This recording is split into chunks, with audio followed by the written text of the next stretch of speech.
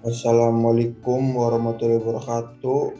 Perkenalkan, nama saya Azhar Maulana Akbar. Saya dari mahasiswa Ilmu Komunikasi Universitas Muhammadiyah Yogyakarta, peserta mata kuliah Metode Penelitian Komunikasi Kualitatif. Pada video kali ini saya akan sedikit menjelaskan mengenai analisis framing, naratif, dan juga semiotika. Pertama, saya akan menjelaskan mengenai analisis framing. Analisis framing merupakan analisis yang memusatkan perhatian pada bagaimana media mengemas dan membingkai sebuah berita, di mana proses yang dilakukan dengan memilih peristiwa tertentu untuk diberitakan dan menekankan aspek tertentu dari peristiwa tersebut melalui kata, aksentuasi kalimat, gambar, atau kerangka tertentu. Jadi misalnya pada sebuah pemberitaan bisa diberitakan secara berbeda-beda oleh media karena masing-masing media mempunyai bingkai atau frame yang berbeda. Frame adalah cara bercerita yang tersusun sedemikian rupa dan menghasilkan sebuah konstruksi makna dari sebuah peristiwa. Dan peristiwa-peristiwa ini dipilih penekanan aspek mana dari sebuah berita yang akan ditonjolkan dalam porsi kecil. Dan pemberitaan ini didasari oleh beberapa faktor. Misalnya faktor pertama ada faktor ideologi. Faktor ideologi adalah sebuah kerangka berpikir tertentu yang dipakai oleh individu untuk melihat sebuah realitas dan bagaimana mereka menghadapinya.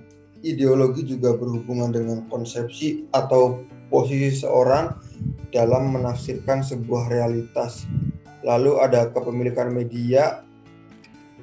Kepemilikan media berhubungan dengan apa yang ingin media sampaikan dalam pemberitaan. Misalnya, media mempunyai kriteria atau kelayakan sebuah berita dan ukuran-ukuran tersebut menjadi rutinitas yang berlangsung setiap hari dan menjadi prosedur standar bagi pengelola media yang berada dalamnya. Jadi ada sebuah rutinitas bagi media-media yang tentu ini berbeda tergantung siapa kepemilikan dari media tersebut.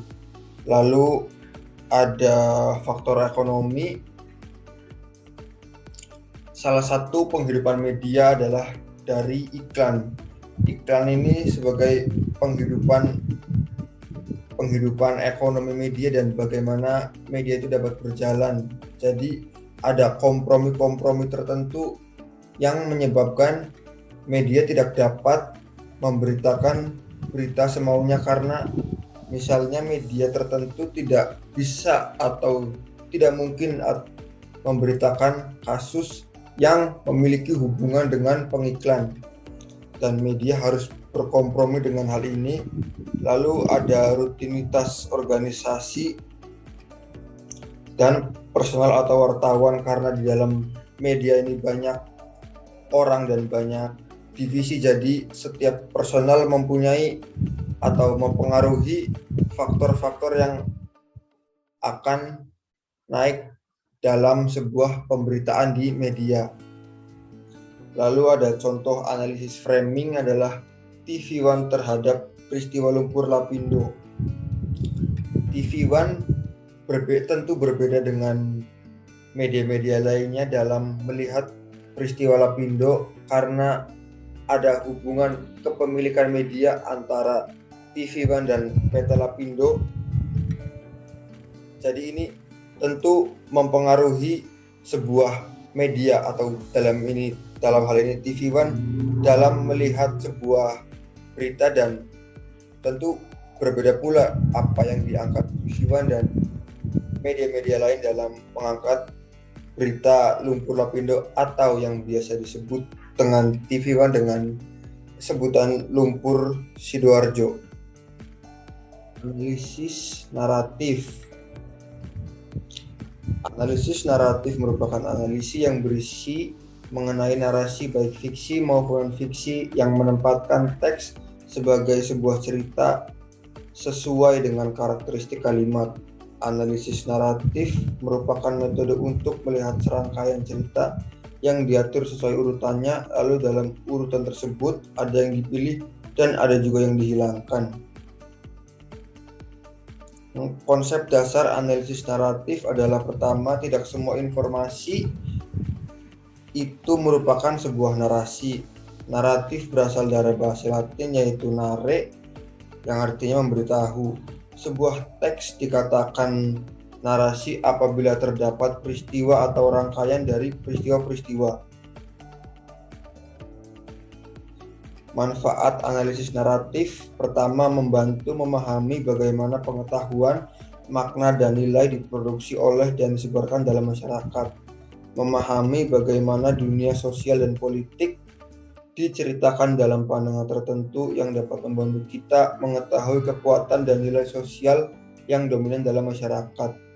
Lalu memungkinkan kita menyelidiki hal-hal yang tersembunyi dan laten dari sebuah teks media. Dan analisis naratif juga merefleksikan kontinuitas atau berkelanjutan dan perubahan komunikasi. Karakter analisis naratif. Narasi tidak hanya menampilkan peristiwa, namun juga karakter. Masing-masing karakter memiliki fungsi dalam sebuah narasi. Karakter adalah orang atau tokoh yang mempunyai sifat atau perilaku tertentu. Vladimir Proof menyusun elemen karakter dalam menganalisis narasi. Analisis naratif biasanya digunakan untuk menganalisis film atau novel. Film atau novel, alur cerita mengalir dari awal sampai akhir. Jika semiotika lebih menganalisis pada tanda-tanda, berbeda dengan naratif.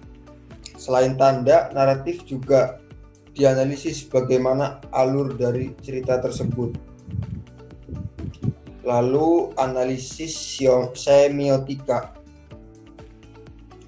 Analisis semiotika merupakan metode penelitian dengan pendekatan tekstual dan studi tentang tanda.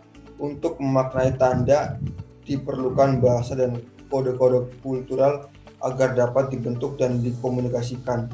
Tanda akan membentuk makna yang mengacu satu sama lain, yang merupakan hasil konversi sosial yang terorganisir melalui relasi antar tanda. Lanjut. 3 prinsip dasar semiotika menurut Ferdinand de Saussure. Langu dan parol adalah sebuah sistem kode yang diketahui oleh semua anggota masyarakat yang sudah disepakati. Sanfai dan signifian, makna yang muncul ketika ada hubungan antara kedua hal tersebut. Relasi tidak dapat dipisahkan seperti dua sisi. 3. Yang saling melekat, arbiter tanda. Berdasar pada konvensi, relasi di antara penanda dan petanda tanpa alasan. Manfaat semiotika. Langu lebih bersifat abstrak. Parol adalah penggunaan bahasa secara individual dan secara terpisah. Dapat dipahami bahwa langu dan parol adalah berlawanan arah. Sekian penjelasan mengenai analisis framing, semiotika, dan naratif. Sekian dari saya, Azhar Maulana Akbar. Wassalamualaikum warahmatullahi wabarakatuh.